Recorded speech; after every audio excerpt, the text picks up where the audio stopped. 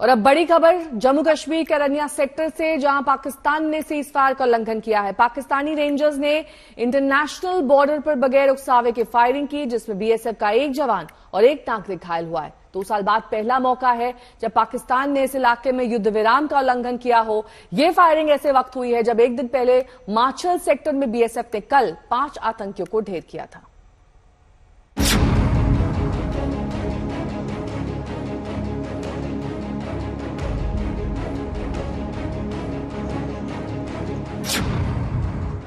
तस्वीरें बता रही हैं कि माजरा क्या है। फर्श पर बिखरे कांच के टुकड़े, दीवारों पर छर्रों के अनगिनत निशान, घर के बीच मोर्टार के टुकड़े, पूरी तरह बिखरा हुआ किचन का सामान, टूटे हुए बर्तन और बदहवाश लोग। ये तस्वीर भारत पाकिस्तान अंतर्राष्ट्रीय सीमा से लगती आरएसपुरा सेक्टर के गांव सुचेतगढ़ की है। कल रात पाकिस्तान की तरफ से बगैर किसी उकसाने के आम नागरिकों के ठिकानों को निशाना बनाकर हमला किया गया।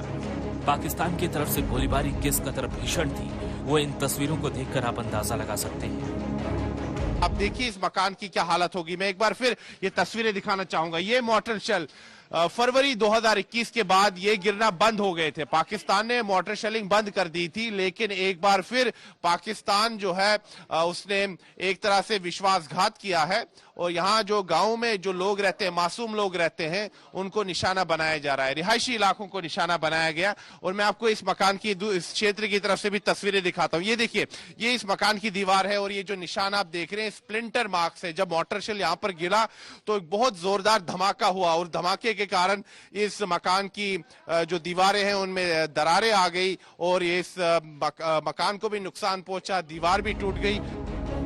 पाकिस्तान की तरफ से जब ताबड़तोड़ गोलीबारी शुरू हुई तो यहाँ के लोग सख्ती में आ गए, क्योंकि पिछले कुछ सालों से इस तरह की गोलीबारी बंद थी।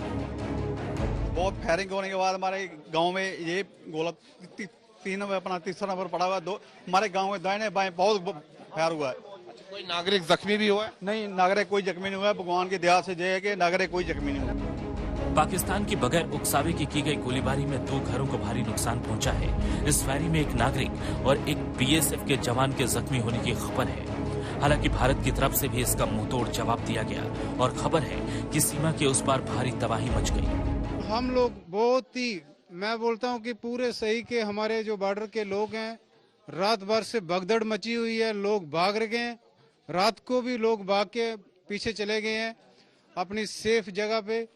और ऐसा अगर दोबारा होता है तो ये बहुत ही नुकसानदेह है। पाकिस्तान की तरफ से इस फायरिंग को उसकी बौखलाहट का नतीजा माना जा रहा है। पिछले कुछ सालों से सीमा पार से आतंकियों की घुसपैठ कम हो चुकी है। आतंकी साजिश भी नाकाम हो रही है।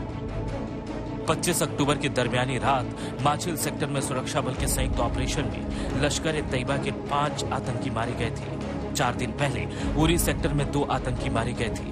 जून के महीने में 11 घुसपैठ नाकाम कर दिए गए। इन्हीं नाकामी से पाकिस्तान बौखलाया हुआ है।